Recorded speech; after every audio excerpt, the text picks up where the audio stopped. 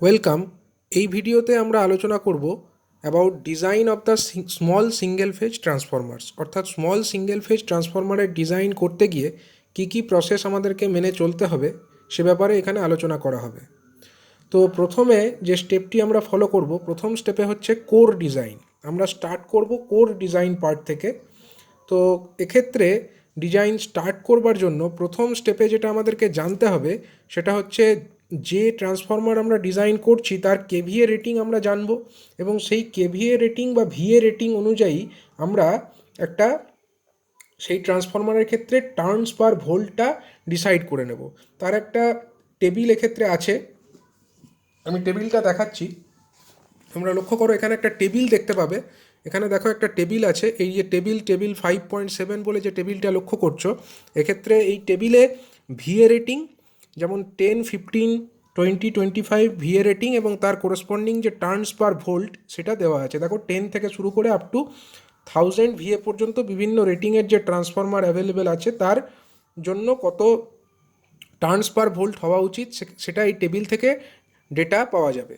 তো এক্ষেত্রে এইভাবে আমরা টার্নস পার ভোল্টটা পেয়ে যাচ্ছি, এবং আমরা জানি যে ট্রান্সফরমারের ক্ষেত্রে যে ভোল্টেজের এক্সপ্রেশন কত, 4.44 into F into 5M into T. যে কোনো সাইডের জন্য আইদার প্রাইমারি আর সেকেন্ডারি যে সাইডই হোক না কেন, ভোল্টেজের এক্সপ্রেশন কিন্তু এইটাই, অর্থাৎ 4.44 into F into 5M into T. তো এই পদ্ধতিতে আমরা যেটা বার করছি টিই, অর্থাৎ টার্নস পার ভোল্ট, সেইটা কত হবে? এটা হচ্ছে নাম্বার অফ টার্নস। টি এক্ষেত্রে হচ্ছে total number of turns and E হচ্ছে টোটাল ভোল্টেজ। তাহলে যদি আমরা নাম্বার অফ টার্নসকে যদি ভোল্টেজ দিয়ে ডিভাইড করি তাহলে আমরা কি পাচ্ছি? আমরা পেয়ে যাচ্ছি টার্নস পার ভোল্ট। পার টার্নে কত ভোল্ট আছে সেটা আমরা পেয়ে যাচ্ছি। টার্নস পার ভোল্ট মানে এক ভোল্টের জন্য কতগুলো টার্ন দরকার, টার্নস পার ভোল্ট এটা আমরা পেয়ে যাচ্ছি। তো এক্ষেত্রে দেখো টিই, যেটা টি বাই ই, সেটা কত হচ্ছে 1/4.44 এফ ইন্টু 5M, যেখানে এফ হচ্ছে ফ্রিকোয়েন্সি এবং 5M হচ্ছে ফ্লাক্স। তো ফ্লাক্স ইন দ্য কোর যদি আমরা এই এক্সপ্রেশন থেকে দেখি, প্রথম এক্সপ্রেশন, সেখান থেকে 5M সমান কত পাচ্ছি? E divided by 4.44 into F into T. তো সেটাই আমরা লিখলাম, E divided by 4.44 F into T. এবার সেই ইটা যেটা উপরে ছিল সেটাকে আমরা নিচে নিয়ে চলে এলাম। নিচে নিয়ে এলে আমরা এটাকে এইভাবে লিখতে পারি, 1/4.44 এফ ইন্টু টি বাই ই। তাহলে টি বাই ই অলরেডি আমরা লিখেছি টিই, অর্থাৎ কিনা টার্নস পার ভোল্ট। তার মানে টি বাই ই এর পরিবর্তে আমরা পরের স্টেপে লিখলাম টিই। সুতরাং flux in the core 5M সেটা কত হয়ে গেল? 1/4.44 এফ ইন্টু টিই। তাহলে ফ্রিকোয়েন্সি তো ট্রান্সফরমারের স্পেসিফাই করাই থাকে, এবং টার্নস পার ভোল্ট আমরা ওই টেবিল থেকে পেয়ে যাচ্ছি। সুতরাং আমরা কিন্তু 5M এর ভ্যালুটা পেয়ে যাব। এবার 5M পাওয়ার পরে আমরা জানি যে net iron area in the core সেটা কত হয়? সেটা হচ্ছে 5M ডিভাইডেড বাই বিএম, যেখানে বিএম হচ্ছে ম্যাক্সিমাম ফ্লাক্স ডেন্সিটি। তো এক্ষেত্রে সাধারণত কিছু যদি দেওয়া না থাকে, কোনো ডেটা যদি প্রোভাইড না করা থাকে, তো আমরা অ্যাজিউম করে নেব কি ফ্লাক্স ডেন্সিটি, যেটা ম্যাক্সিমাম ফ্লাক্স ডেন্সিটি, তার ভ্যালু অ্যাজিউম করে নেব 1 ওয়েবার পার মিটার স্কোয়ার। তো সেইটা অ্যাজিউম করে নেওয়ার পরে আমরা তাহলে এখান থেকে এআই অর্থাৎ নেট আয়রন এরিয়াটা পেয়ে যাব। নেট আয়রন এরিয়া পাওয়ার পরে আমরা গ্রস আয়রন এরিয়া নির্ণয় করব। Gross iron area is equal to net iron area AI divided by stacking factor. তো এক্ষেত্রে আমরা অ্যাজিউম করে নিয়েছি স্ট্যাকিং ফ্যাক্টর হচ্ছে 0.9। কোশ্চেনে প্রোভাইড যদি না করা থাকে আমরা এরকম স্ট্যাকিং ফ্যাক্টর অ্যাজিউম করে নেব। কোশ্চেনে যদি মেনশন করা থাকে যে স্ট্যাকিং ফ্যাক্টর, সেইটা দিয়েই আমরা ডিভাইড করব। এবার সাধারণভাবে শেল টাইপ কনস্ট্রাকশনই স্মল ট্রান্সফরমার ডিজাইনের ক্ষেত্রে ব্যবহার করা হয়।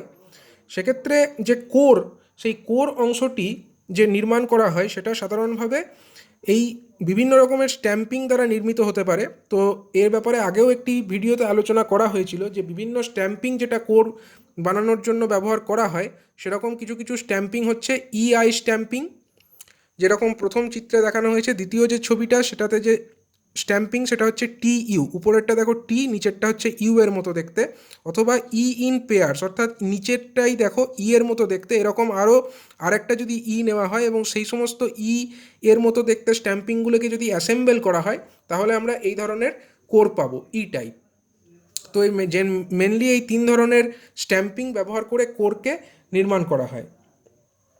এবার কী ধরনের আমরা স্ট্যাম্পিং ইউজ করছি, ইআই টাইপ না টিইউ টাইপ অথবা ই টাইপ, যে ধরনেরই আমরা স্ট্যাম্পিং ইউজ করি তার ক্ষেত্রে কিন্তু আমরা একটা ডেটা পাচ্ছি। সেই ডেটাটা আমরা ক্যালকুলেট করতে পারবো টেবিল থেকে। একটা টেবিল প্রোভাইড করা থাকে স্ট্যান্ডার্ড, যে ম্যানুফ্যাকচারাররা যেগুলো যে স্ট্যান্ডার্ড সাইজের যে স্ট্যাম্পিংগুলো ম্যানুফ্যাকচার করা হয়ে থাকে সেটার একটা ইনফরমেশন আমরা একটা টেবিল থেকে পাচ্ছি। সাধারণভাবে মার্কেটে এই ধরনের যে স্ট্যাম্পিং সেগুলি অ্যাভেলেবেল আছে। যেমন দেখো এখানে দেখানো হচ্ছে এই যে স্ট্যাম্পিংয়ের বিভিন্ন রকমের টাইপ।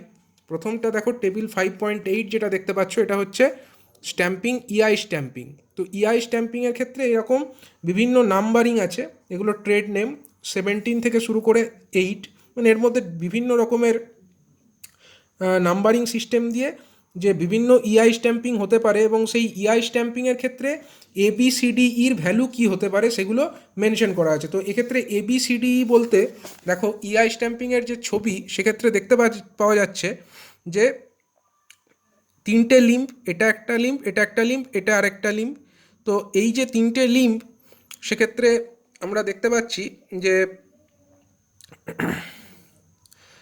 দেখো সাইডের যে লিম্ব তার যে উইডথ সেটা হচ্ছে ক্যাপিটাল ডি, মিডিলের যে লিম্ব সেটার ডাইমেনশন কত, সেটার ডাইমেনশন হচ্ছে ক্যাপিটাল এ, এটা হচ্ছে width of the middle limb. And আরেকটা সাইডের যে লিম্ব তারও উইডথ হচ্ছে ডি, অর্থাৎ দুটো সাইডের লিম্বের উইডথ হচ্ছে ডি। এবং নিচের দিকের যে উইডথটা আমরা দেখতে পাচ্ছি, অর্থাৎ উইন্ডোর নিচের অংশটা, সেই অংশের যে উইডথ সেটা আমরা কত পাচ্ছি, সেটা হচ্ছে ই। এবং উপরে যে অংশটা সেটার উইডথ তো আমরা পাচ্ছি ই।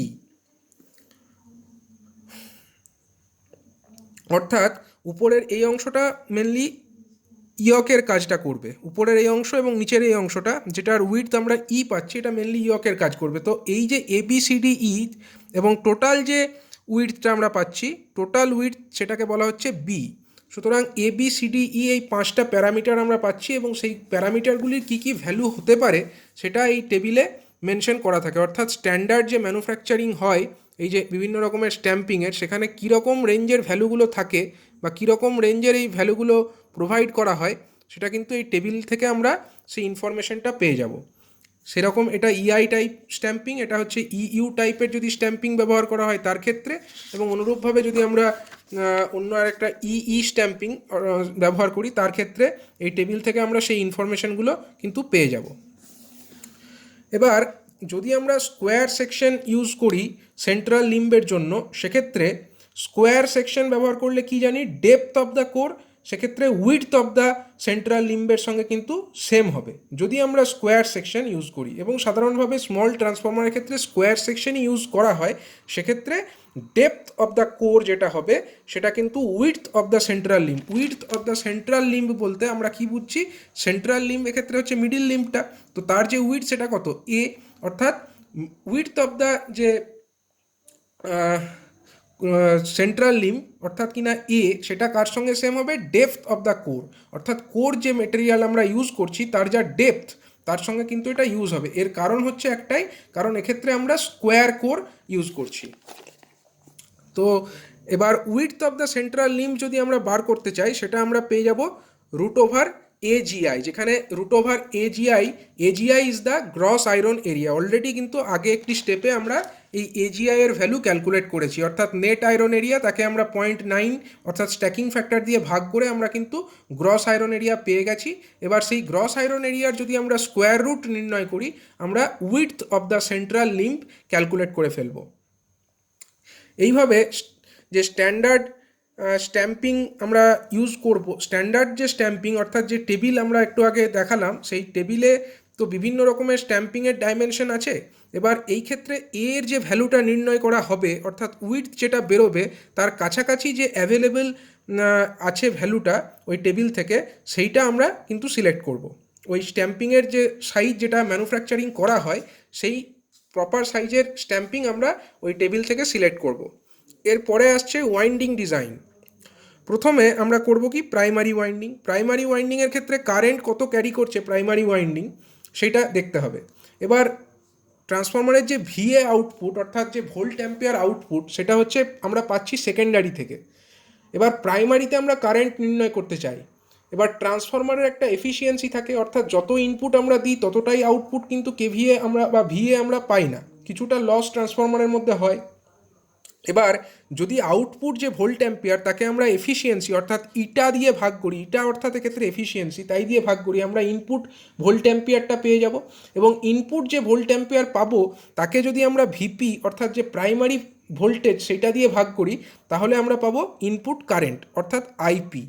এবার এই এফিসিয়েন্সির ভ্যালু কত হয়? স্মল ট্রান্সফরমারের ক্ষেত্রে এফিসিয়েন্সির ভ্যালু সাধারণভাবে 80 থেকে 90% মধ্যে 80 থেকে 96% মধ্যে জেনারেলি ভ্যারি করে।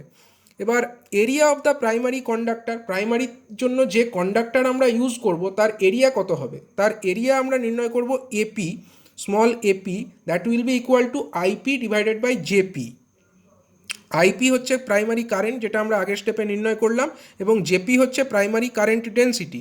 এবং এর ভ্যালু সাধারণত যদি কোশ্চেনে কিছু প্রোভাইড না করা থাকে স্মল ট্রান্সফরমারের ক্ষেত্রে আমরা 2.3 অ্যাম্পিয়ার পার মিলিমিটার স্কোয়ার এটা অ্যাজিউম করে নেব। যদি কোশ্চেনে বলে দেওয়া থাকে তাহলে সেই কোশ্চেনের ডেটা অনুযায়ী করব, আদারওয়াইজ আমরা 2.3 অ্যাম্পিয়ার পার মিলিমিটার স্কোয়ার এবং এর একটা রেঞ্জের মধ্যে অ্যাজিউম করব। এবার এই ক্ষেত্রে যে এপির ভ্যালুটা বেরোলো সেটা কার এরিয়া? অ্যাকচুয়ালি সেটা হচ্ছে প্রাইমারি কন্ডাক্টরের এরিয়া। এবার এনএমএলড রাউন্ড কন্ডাক্টর সাধারণভাবে স্মল ট্রান্সফরমারের ক্ষেত্রে কিন্তু ইউজ করা হয়। এবার স্ট্যান্ডার্ড সাইজের কন্ডাক্টর আমাদেরকে নির্ণয় করতে হবে, কারণ এখান থেকে যে এপিটা বেরোলো সেই এপি থেকে আমরা এই যে কন্ডাক্টর রাউন্ড কন্ডাক্টর যদি হয় তার একটা ক্রস সেকশনাল এরিয়া বেরোবে, সেই ক্রস সেকশনাল এরিয়া থেকে আমরা তার ডায়ামিটার নির্ণয় করতে পারবো। ডায়ামিটার কত হবে? ডি ইজ ইকাল টু হবে 4 into AP divided by pi.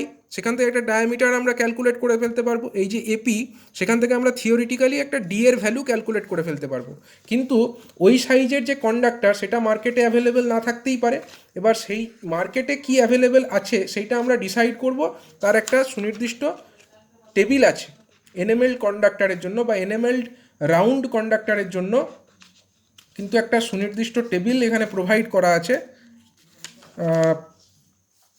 Synthetic এনএমএল অথবা যদি কন্ডাক্টর আমরা দেখি, যেমন এই টেবিলটা লক্ষ্য করো, এই টেবিল থেকে কিন্তু আমরা অ্যাভেলেবেল ইনফরমেশনটা পেয়ে যাচ্ছি, মানে nominal conductor diameter, fine covering, medium covering, thick covering or extra thick covering, কী ধরনের কভারিংটা দেবো সেটা আমরা ডিসাইড করতে পারি। এবং এক্ষেত্রে যে কভারিংটা দেওয়া হয় সেটা হচ্ছে সিনথেটিক সিনামল বা সিনথেটিক এনামেল কভারিং ইউজ করা হচ্ছে এক্ষেত্রে। তো সিনথেটিক এনামেল যে কভারিং সেটা ইউজ করে আমরা কত সাইজের কন্ডাক্টর ইউজ করব সেইটা আমরা ওই টেবিল থেকে পেয়ে যাব, এবং সেই টেবিল থেকে যে আমরা পেলাম ডায়ামিটারটা সেটা সিলেক্টেড হয়ে গেল ফর প্রাইমারি কন্ডাক্টর। এবার number of turns in the primary winding সেটা কত হবে? নাম্বার অফ টার্নস আমরা তাকে ক্যাপিটাল টিপি দ্বারা ডিনোট করছি, সেটা হচ্ছে ভিপি, অর্থাৎ কিনা ভোল্টেজ অফ দ্য প্রাইমারি, তাকে যদি আমরা টার্নস পার ভোল্ট দিয়ে মাল্টিপ্লাই করি। টার্নস পার ভোল্ট অলরেডি আমরা ক্যালকুলেট করেছি, বাট টার্নস পার ভোল্টটা আমরা প্রথমেই অ্যাজিউম করে নিয়েছি। For primary conductor turns per volt কত হবে সেটা আমরা তো ভি এর রেটিং থেকেই অলরেডি অ্যাজিউম করে নিয়েছি অ্যাট ফার্স্ট। তাহলে সেখান থেকে আমরা একটা অ্যাজিউম করে নিয়েছিলাম টিইর ভ্যালু, এবং সেই যে টিইর ভ্যালু আমরা ধরে নিয়েছি সেই টিই অর্থাৎ কিনা টার্নস পার ভোল্ট, তাকে যদি আমরা প্রাইমারি ভোল্টেজ দিয়ে গুণ করি তাহলে আমরা পেয়ে যাব total number of turns in the primary winding, তাকে আমরা টিপি দ্বারা ডিনোট করছি। এবার একইভাবে current in the secondary winding কত হবে তাকে আমরা আইএস দিয়ে ডিনোট করছি। আইএস কী হবে? আইএস হবে ভি এ মানে volt ampere divided by VS. এক্ষেত্রে কিন্তু এফিসিয়েন্সি দিয়ে আমরা ভাগ করছি না, কারণ ভিএ বলতে আমরা এক্ষেত্রে আউটপুট যে ভিএ, আউটপুটে যে ভিএটা আমরা পাচ্ছি তাকেই বোঝাচ্ছি, এবং আউটপুটের ভিএকে যদি আমরা আউটপুটের ভোল্টেজ অর্থাৎ ভিএস দিয়ে ভাগ করি তাহলেই আমরা সেকেন্ডারি কারেন্টটা পেয়ে যাচ্ছি। তাহলে এইভাবে সেকেন্ডারি কারেন্ট পাওয়ার পরে আমরা area of the secondary conductor অর্থাৎ এএস নির্ণয় করছি। সেকেন্ডারি কন্ডাক্টরের এরিয়া এএস কত হবে? এই যে আইএস অর্থাৎ কিনা সেকেন্ডারি কারেন্ট যেটা বেরোচ্ছে সেইটাকে যদি আমরা জেএস অর্থাৎ সেকেন্ডারি কন্ডাক্টরের যে কারেন্ট ডেন্সিটি তাই দিয়ে ভাগ করি তাহলে আমরা area of the secondary conductor পেয়ে যাব। এবার যখন আমরা সেকেন্ডারি ওয়াইন্ডিংয়ের নাম্বার অফ টার্নস ক্যালকুলেট করব তখন আমরা একটা 5% এক্সট্রা টার্নস আমরা ধরে নেব। এর কারণ হচ্ছে সেকেন্ডারিতে অ্যাকচুয়ালি আমরা আউটপুট ভোল্টেজটা পাই, এবার সেই আউটপুট ভোল্টেজ আমরা চাই না যে আউটপুট ভোল্টেজটা কোনো কারণে তার যা স্ট্যান্ডার্ড ভ্যালু তার থেকে কমে যাক, কিন্তু অনেক ক্ষেত্রে কি হয় ট্রান্সফরমারের যে ইম্পিডেন্স অর্থাৎ রেজিস্ট্যান্স এবং ইন্ডাকটেন্স সেই প্রপার্টির জন্য সেকেন্ডারিতে আউটপুট ভোল্টেজ কিছুটা কমে যেতে পারে। তো সেইটা যাতে কম্পেনসেট করা যায় তার জন্য কিছুটা টার্নস এক্সট্রা রেখে দেওয়া হয়, যাতে সেই ভোল্টেজ ড্রপটা যেটা ইম্পিডেন্সের মধ্যে হবে সেই ভোল্টেজ ড্রপটাকে ওভারকাম করে দেওয়া যায়। তো স্মল ট্রান্সফরমারের ক্ষেত্রে 5% এক্সট্রা টার্ন ধরে নেওয়া হয় ফর দ্য সেকেন্ডারি। অর্থাৎ সেকেন্ডারিতে আমরা যতগুলি টার্ন নর্মালি পাবো সেটা কিভাবে হবে, প্রাইমারির ক্ষেত্রে আমরা কিভাবে পেয়েছিলাম ভিপি ইন্টু টিই, মানে প্রাইমারি ভোল্টেজ ইন্টু ভোল্ট পার টার্ন। অনুরূপভাবে সেকেন্ডারির ক্ষেত্রেও আমরা পেতে পারি ভিএস ইন্টু টিই, অর্থাৎ secondary voltage into number of turn, secondary voltage VS into TE অর্থাৎ ভোল্টস পার টার্ন। সেখান থেকে আমরা সেকেন্ডারি টার্নস পেয়ে যাব, কিন্তু আমরা এক্সট্রা 5% রাখছি, তার জন্য এই 1.05 এই টার্নটা আরও এক্সট্রা গুণ করা হচ্ছে। তাহলে 1.05 তার সঙ্গে আমরা গুণ করছি কাকে, ভিএস অর্থাৎ সেকেন্ডারি ভোল্টেজ ইন্টু টিই অর্থাৎ টার্নস পার ভোল্ট। এইটা করে আমরা পেয়ে যাচ্ছি total number of secondary turns. এবার সেকেন্ডারি টার্নস পাওয়ার পরে আমরা কি করব, আমরা করব এবার উইন্ডো এরিয়া ক্যালকুলেশন। এবার উইন্ডো এরিয়া আমরা কিভাবে ক্যালকুলেট করি, উইন্ডো এরিয়া ক্যালকুলেট করবার জন্য আমাদেরকে তিনটে জিনিস কনসিডার করতে হবে, বা তিনটে এরিয়াকে আমাদের কনসিডার করতে হবে। সেগুলি কি কি, সেগুলি হচ্ছে প্রাইমারি ওয়াইন্ডিংয়ের এরিয়া ক্যালকুলেট করতে হবে, কারণ উইন্ডোজ যে স্পেসটা সেই উইন্ডো স্পেসের মধ্যে আমাদেরকে অ্যাকোমোডেট করতে হবে প্রাইমারি ওয়াইন্ডিংকে, আমাদের অ্যাকোমোডেট করতে হবে সেকেন্ডারি ওয়াইন্ডিংকে, এবং তার সাথে সাথে অ্যাকোমোডেট করতে হবে কিছু পরিমাণ ইনসুলেশন, মানে যে কন্ডাক্টরগুলো ব্যবহার করা হবে তাদের মধ্যে আবার ইনসুলেশন কিছু থাকবে, এবং ফরমার ব্যবহার করা হবে। ফরমার হচ্ছে ববিন, ফরমার বা ববিন অর্থাৎ যার ওপরে এই যে ওয়াইন্ডিং সেগুলোকে সাপোর্ট দেওয়া থাকে। তো সেই ববিন অথবা ফরমারগুলোকে এবং তার সাথে সাথে কিছু কিছু ইনসুলেশন যেগুলো ওই কন্ডাক্টরের যে কন্ডাক্টরগুলোর মধ্যে দেওয়া হয় সেই ইনসুলেশনগুলোকেও আমাদের উইন্ডো স্পেসের মধ্যে কিন্তু অ্যাকোমোডেট করতে হবে। সুতরাং উইন্ডো এরিয়া ক্যালকুলেট করবার জন্য আমাদেরকে এই তিনটে জিনিস অর্থাৎ প্রাইমারি ওয়াইন্ডিং, সেকেন্ডারি ওয়াইন্ডিং এবং তার সাথে সাথে ইনসুলেশন অ্যান্ড ফরমার বা ববিনকে স্পেস করবার জন্য যে স্পেসটা লাগে সেগুলো প্রোভাইড করতে হবে। তো প্রথমে আমরা space required for the primary winding, primary ওয়াইন্ডিংকে স্পেস করবার জন্য বা অ্যাকোমোডেট করবার জন্য কতটা স্পেস দরকার সেটা আমরা হিসাব করব কি করে, সেইটার এরিয়া আমরা হিসাব করব টিপি অর্থাৎ কিনা primary number of turns multiplied by AP অর্থাৎ প্রাইমারি যে কন্ডাক্টর ইউজ করা হয়েছে তার ক্রস সেকশনাল এরিয়া। এইটা করে আমরা পেয়ে গেলাম টিপি ইন্টু এপি, টোটাল প্রাইমারি এরিয়াটা পেয়ে গেলাম। তাকে আমরা আবার ডিভাইড করব একটা ফ্যাক্টর দিয়ে, সেই ফ্যাক্টরটা হচ্ছে space factor. Space factor is equal to কি, স্পেস ফ্যাক্টর হচ্ছে small 0.8 into small D by small d1 টোটালটার হোল স্কোয়ার, যেখানে স্মল ডি হচ্ছে diameter of the bare conductor এবং d1টা হচ্ছে diameter of the insulated conductor. দেখো আমরা যে ডায়ামিটারটা এর আগের পাতায় আমরা দেখিয়েছিলাম যে ডায়ামিটার আমরা কিভাবে পাই, এই যে থিওরিটিক্যালি আমরা যে ডায়ামিটার ক্যালকুলেট করি সেই ডায়ামিটার দেখার পরে আমরা একটা টেবিল থাকে 1925-1960 অ্যাজ পার IS 1925-1960 ইয়ারে এটা তৈরি হয়, এবং সেই টেবিল অনুযায়ী আমরা এর নিয়ারেস্ট যে কাছাকাছি ডায়ামিটার অ্যাভেলেবেল আছে সেইটা সিলেক্ট করি, এবং তার জন্য কিছুটা তার উপরে ইনসুলেশনের জন্য এনএমএল সুপার এনএমএল যদি হয় সেখানে তার উপরে কিছুটা ইনসুলেশনের জন্য আরও কিছুটা থিকনেস বেশি হয়। তো ইনসুলেটেড কন্ডাক্টরের থিকনেস অবভিয়াসলি বেয়ার কন্ডাক্টরের থিকনেসের থেকে কিছুটা বেশি হবে। তো এক্ষেত্রে দেখো, এক্ষেত্রে যেটা বলা হচ্ছে স্পেস ফ্যাক্টর ক্যালকুলেট করতে গিয়ে 0.8 multiplied by small D by small d1, যেখানে স্মল ডিটা কি diameter of the bare conductor, মানে ওই টেবিল থেকে আমরা যে কন্ডাক্টরের ভ্যালুটা পেয়ে যাচ্ছি, ডায়ামিটারের যে ভ্যালু পেয়ে যাচ্ছি, যেমন এই টেবিলটা আমি দেখাই, এই টেবিলটা লক্ষ্য করো, এই টেবিল থেকে আমরা দেখতে পাচ্ছি একটা ডায়ামিটার, সাপোজ আমরা একটা ডায়ামিটার পাচ্ছি 0.375, আমরা নিয়ারেস্ট ডায়ামিটার কাছাকাছি পাচ্ছি, যেটা আমাদের থিওরিটিক্যালি বেরিয়েছে তার কাছাকাছি এই ডায়ামিটারটা অ্যাভেলেবেল আছে 0.375। এবার তার উপরে যদি আমরা ফাইন কভারিং করি তাহলে ডায়ামিটার কত হয়ে যাবে 0.418, অর্থাৎ এক্ষেত্রে ডি স্মল ডি মানে diameter of the bare conductor এটা হবে 0.375 এবং diameter of the insulated conductor সেটা হয়ে যাবে 0.418। এবার এক্ষেত্রে আমি একটা এক্সাম্পল নিলাম, এরকম অন্য যে কোনো ডায়ামিটারের ক্ষেত্রে এরকম বেয়ার কন্ডাক্টরের একরকম ডায়ামিটার হবে এবং ইনসুলেটেড কন্ডাক্টরের ডায়ামিটার অন্য হবে, এবং ইনসুলেটেড কন্ডাক্টর ফাইন কভারিংয়ের জন্য একরকম ডায়ামিটার হবে, মিডিয়াম কভারিং দিলে অন্য আরেক রকম ডায়ামিটার হবে, সেটা আমরা সিলেকশন করতে পারি। কিন্তু স্মল ডি হচ্ছে diameter of the bare conductor এবং small D1 that is the diameter of the insulated conductor. এইভাবে আমরা স্পেস ফ্যাক্টর ক্যালকুলেট করব এবং টিপি ইন্টু এপি অর্থাৎ number of primary turns into area of the primary conductor, তাকে এই space factor দিয়ে ভাগ করে দেবো। তাহলেই আমরা পেয়ে যাব space which is required for accommodating the primary conductors. একই রকমভাবে space required for the secondary winding কত হবে? টিএস ইন্টু এএস অর্থাৎ number of turns in the secondary into area of cross section of the secondary divided by space factor.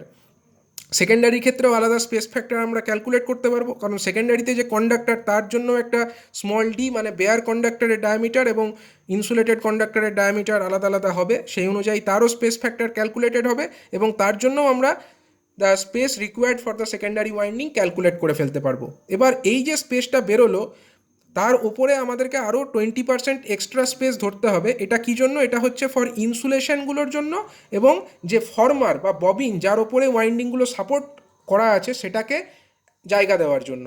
তো এই যে এরিয়াটা বেরোবে মানে প্রাইমারি ওয়াইন্ডিংয়ের জন্য যে এরিয়াটা বেরোবে প্লাস সেকেন্ডারি ওয়াইন্ডিংয়ের জন্য যে এরিয়াটা বেরোবে, টোটালটাকে অ্যাড করে তার সঙ্গে আমরা 1.2 গুণ করছি। 1.2 কারণ এই 20% এক্সট্রা টার্মটাকে নেওয়ার জন্য, মানে যে এই এরিয়া প্লাস এই এরিয়া যোগ করে যে যোগফলটা পাবো সেইটা প্লাস 20% মোর, সেটা করার জন্য এখানে 1.2 চলে আসছে। মানে total window space which is required that is denoted by AW, সেটা কত হচ্ছে 1.2 times window area required for the primary and secondary winding.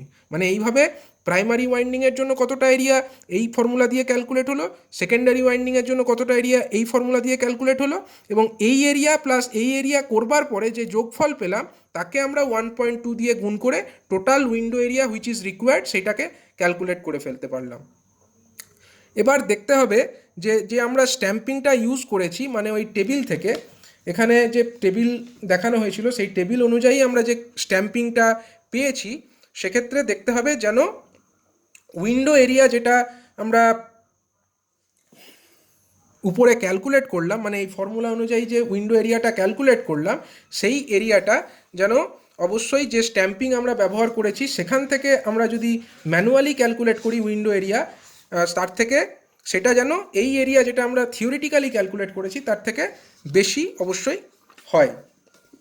অর্থাৎ এটাকে যদি আমরা একটু বিস্তারিতভাবে ব্যাখ্যা করি তাহলে আমরা এরকম বলতে পারি, ধরো এই যে ইআই স্ট্যাম্পিং, ছবিতে দেখো যে ইআই স্ট্যাম্পিংয়ের যে লিস্টটা দেখতে পাচ্ছ সেখান থেকে আমরা একটা পার্টিকুলার স্ট্যাম্পিং সাইজ আমরা সিলেক্ট করে নেব এবং সেই সিলেকশন সাইজের পরে সেখান থেকে আমরা উইন্ডো এরিয়া ক্যালকুলেট করব এবং এইখান থেকে যে আমরা উইন্ডো এরিয়াটা ক্যালকুলেট করলাম এই উইন্ডো এরিয়াটা যেন আমাদের থিওরিটিক্যালি যে উইন্ডো এরিয়া ক্যালকুলেটেড হয়েছে AW তার থেকে বেশি হয়, তবেই আমাদের ডিজাইনটা প্রপার হয়েছে বলে আমরা বলতে পারবো।